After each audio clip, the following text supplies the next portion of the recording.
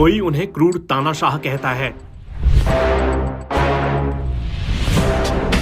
तो कोई पक्के इरादों वाला देशभक्त नेता।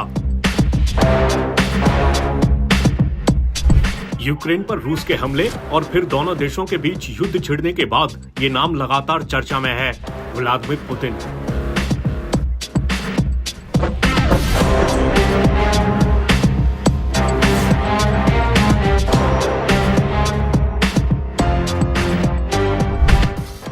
कौन है पुतिन? क्या है उनकी कहानी? क्या वो बचपन से ही ऐसे थे कि एक बार कुछ ठान लिया तो आसानी से पीछे नहीं हटना, किसी से भी लड़ जाना, दुश्मन से खतरा महसूस हो तो पहले ही वार कर देना? चलिए आपको सब कुछ बताते हैं। व्लादिमीर पुतिन का जन्म 7 अक्टूबर 1952 को लेनिनग्राद में हुआ था। दूसरे विश्व युद्ध के दौरान इस जगह को जर्मन सेना और उसकी सहयोगी फोर्सेज ने 872 दिन तक सीज करके रखा था। अब इस शहर को सेंट पीटर्सबर्ग के नाम से जाना जाता है। पुतिन के बचपन की बात करें तो वो स्कूल में एक जिद्दी और जुझारू लड़के थे। एक रिपोर्ट में उनके दोस्त के हवाले से बताया गया है कि पुतिन किसी से भी लड़ सकते थे क्योंकि उन्हें कोई डर नहीं था। फिर भी सड़क के गिरोहों से घिरे शहर में एक मामूली लेकिन बेपरवाह युवा लड़के को कुछ करने की चाह थी। इसी चाह में उन्होंने रूसी मार्शल आर्ट सैम्बो और जूडो को भी सीखा। पुतिन की आधिकारिक बायोग्राफी में उनके हवाले से बताया गया है, मैं एक साधारण परिवार से आता हूँ और इसी तरह मैं लंबे समय तक जिया। मैं एक औसत सामान्य व्यक्ति के रूप में रहता था और मैंने हमेशा उस संबंध को बनाए रखा है। पुतिन की मां मारिया शेलोमोवा को उनका जूडो का फैसला मंजूर नहीं था। पुतिन ने बताया है, हर बार जब मैं अभ्यास सत्र में जाता था तो वो बड़बड़ाती थीं। वो फिर से अपनी फाइट के लिए रवाना हो गया है। हालांकि पुतिन के कोच के घर आने के बाद चीजें बदल गईं। उन्होंने उनके माता पिता को पुतिन की काबिलियत के बारे में बताया और फिर इस मामले में परिवार का नजरिया ही बदल गया। पुतिन की जीवनी में बताया गया है कि पुतिन के पिता ने युद्ध में हिस्सा लिया था। 1950 के दशक में उन्होंने एक सुरक्षा गार्ड के रूप में और फिर बाद में कैरियज वर्क्स में एक फोरमैन के रूप में काम किया था। बात पुतिन की शुरुआती पढ़ाई की करें तो उन दिनों के बारे में पुतिन का कहना है, मैं अपनी पहली क्लास के लिए हमेशा देर से आ पाता था, इसलिए सर्दियों में भी मेरे पास ठीक से कपड़े पहनने का समय नहीं होता था। पुतिन की जीवनी में उनकी टीचर वेरा गुरेविच के हवाले से बताया गया है, 5वीं क्लास तक उन्होंने अपने बारे में कुछ तय नहीं किया था, लेकिन मैं उनकी क्षमता और ऊर्जा को महसूस कर सकती थी। मैंने देखा था कि उन्हें भाषा में बहुत रुचि थी। उनके पास बहुत अच्छी याददाश्त और तेज दिमाग था। धीरे धीरे पुतिन इरादे के और पक्के और अनुशासित होते गए। पुतिन ने बचपन में ही ठान लिया था कि उन्हें सुरक्षा और खुफिया एजेंसी केजीबी का एजेंट बनना है।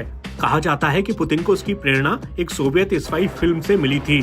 दरअसल पुतिन का मानना था कि केजीबी एजेंट देश के हित में काम करते हैं और वो भी देश के लिए कुछ करना चाहते थे। अपने बचपन के दिनों को याद करते हुए पुतिन बता चुके हैं कि जब वो 9वीं क्लास में थे तब वो लेनिनग्राद स्थित केजीबी की बिल्डिंग में गए थे। वहाँ वो रिसेप्शन डेस्क तक गए। उन्हें बताया गया कि केजीबी एक वॉलंटियर ऑर्गेनाइजेशन नहीं है, लेकिन अगर वो इसके लिए आगे बढ़ते हैं, जैसे कि कानून की डिग्री हासिल करते हैं, तो शायद केजीबी उनकी तलाश कर सकती है। कहा जाता है कि इसके बाद पुतिन जब लेनिनग्राद स्टेट यूनिवर्सिटी में अपनी कानूनी पढ़ाई पूरी कर रहे थे, तब उनसे केजीबी के लिए एक पेशेवर भर्तीकर्ता की ओर से संपर्क किया गया। यहाँ से पुतिन के 16 साल लंबे एक खास करियर की नींव पड़ी। साल 1975 में पुतिन केजीबी में शामिल हो गए। अब पुतिन के जीवन की एक और बड़ी कड़ी की बात कर लेते हैं, उनकी शादी। पुतिन एक कॉमन फ्रेंड के जरिए ल्यूडमिला नाम की महिला से मिले थे। ल्यूडमिला डोमेस्टिक एयरलाइंस में फ्लाइट अटेंडेंट के तौर पर काम कर रही थीं। इस बारे में पुतिन ने बताया है, मेरे एक दोस्त ने मुझे फोन किया और मुझे अर्काडी राइकिन थिएटर में आमंत्रित किया। उन्होंने कहा कि उनके पास पहले से ही टिकट हैं और बताया कि हमारे साथ 2 युवतियां शामिल होंगी। हम वहां गए और युवतियां हमारे साथ शामिल हुई। अगले दिन हम फिर से थिएटर गए। फिर मैंने उनमें से एक लड़की को डेट करना शुरू किया। मेरी होने वाली पत्नी ल्यूडमिला से मेरी दोस्ती हो गई। वहीं पुतिन को लेकर ल्यूडमिला ने बताया, व्लादिमीर के बारे में कुछ ऐसा था जिसने मुझे आकर्षित किया। 3 या 4 महीने बाद मुझे पता चल गया था कि ये वो आदमी है जिसकी मुझे जरूरत थी। खैर, अपनी पहली मुलाकात के 3 साल बाद व्लादिमीर ने ल्यूडमिला को प्रपोज किया। इस बारे में पुतिन ने बताया है, मुझे पता था कि अगर मैंने 2 या 3 साल तक शादी नहीं की तो मैं बिल्कुल भी शादी नहीं करूंगा। ये सच है कि मैं बैचलर के तौर पर जीने का आदी हो गया था, लेकिन ल्यूडमिला ने इसे बदल दिया।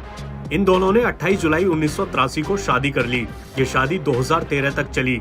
1985 में जर्मनी जाने से पहले व्लादिमीर और ल्यूडमिला की पहली बेटी मारिया का जन्म हुआ। उनकी दूसरी बेटी कतरीना का जन्म 1986 में ड्रेसडेन में हुआ था। पुतिन की लव लाइफ की बात करें तो लंबे वक्त से उनका नाम जिम्नास्ट रही अलीना काबेवा के साथ जुड़ता रहा है। पुतिन का नाम स्वेतलाना नाम की महिला से भी जोड़ा गया था। अपनी गर्लफ्रेंड से पुतिन के बच्चे होने के दावे भी सामने आते रहे हैं। इन मामलों में कभी सब कुछ खुलकर सामने नहीं आया। ज्यादातर बातें अटकलों के आधार पर ही कही जाती रही हैं। अब फिर से पुतिन के करियर पर लौट आते हैं। पुतिन ने जर्मन सीखी थी और इसकी वजह से उन्हें 1985 में ड्रेसडेन में केजीबी के संपर्क कार्यालय में नियुक्ति मिली। वहां वो एक आरामदायक प्रवासी जीवन में बस गए, लेकिन नवंबर 1989 में चौंकाने वाली गति के साथ पूर्वी जर्मन शासन का पतन शुरू हो गया। इस दौरान एक ऐसी घटना घटी जो पुतिन के दिल में घर कर गई। दरअसल 5 दिसंबर को भीड़ ने ड्रेसडेन केजीबी भवन को घेर लिया। जब पुतिन ने सुरक्षा का अनुरोध करने के लिए रेड आर्मी की पास की चौकी को फोन किया तो वहां से बेबसी से जवाब मिला, हम मॉस्को के आदेश के बिना कुछ नहीं कर सकते और मॉस्को चुप है।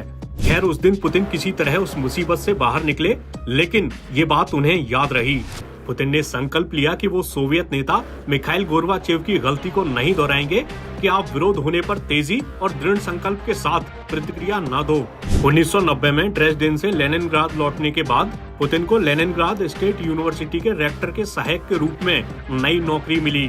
जल्द ही वे लेनिनग्राद सिटी काउंसिल चेयरपर्सन के सलाहकार भी बन गए। इसके बाद पुतिन का करियर कुछ यूं आगे बढ़ा।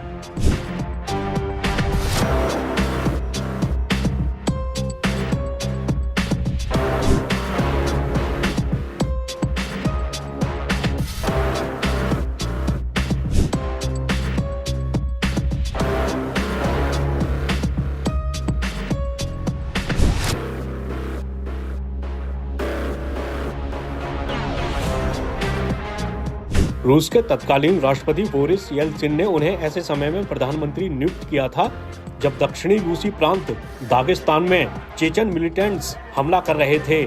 इस बारे में पुतिन ने कहा कि उन्होंने फिर से देशभक्ति कर्तव्य की पुकार महसूस की।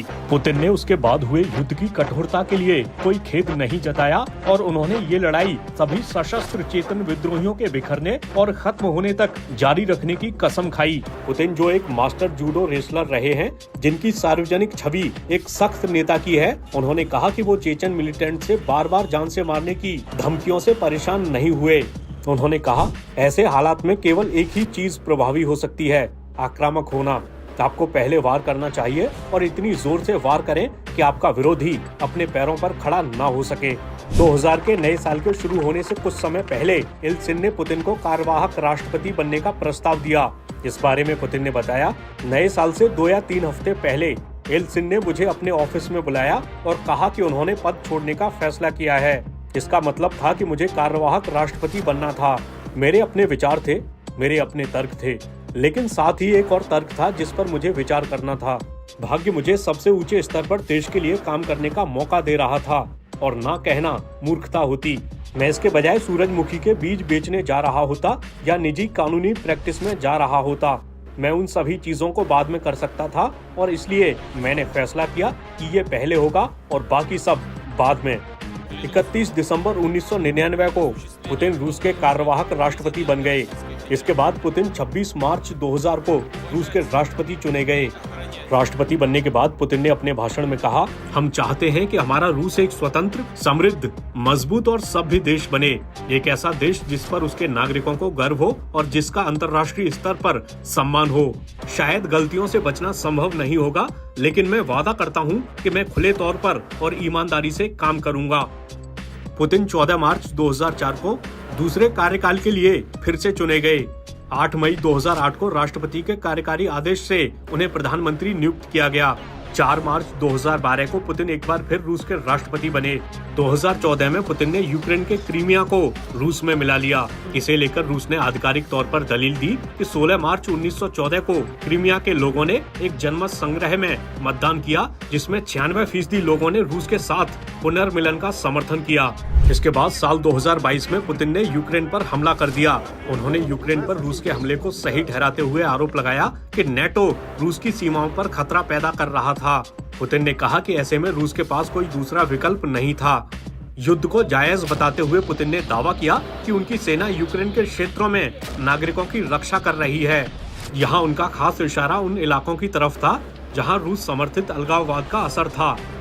रूसी राष्ट्रपति ने कहा, हम लोगों के जीवन, अपने घर की रक्षा कर रहे हैं और पश्चिम वर्चस्व स्थापित करने की कोशिश कर रहा है। मौजूदा वक्त में यूक्रेन युद्ध पुतिन के लिए उनके जीवन की सबसे बड़ी परीक्षा साबित हो रहा है। कहा जाता है कि शायद उन्होंने नहीं सोचा होगा कि यूक्रेन इतने वक्त तक युद्ध लड़ पाएगा। पश्चिमी देशों के यूक्रेन को मिले खुले समर्थन से रूस के पसीने छूट रहे हैं। पश्चिमी देश रूस पर भारी संख्या में प्रतिबंध लगाकर उसकी इकोनॉमी की कमर तोड़ने की भी कोशिश में हैं।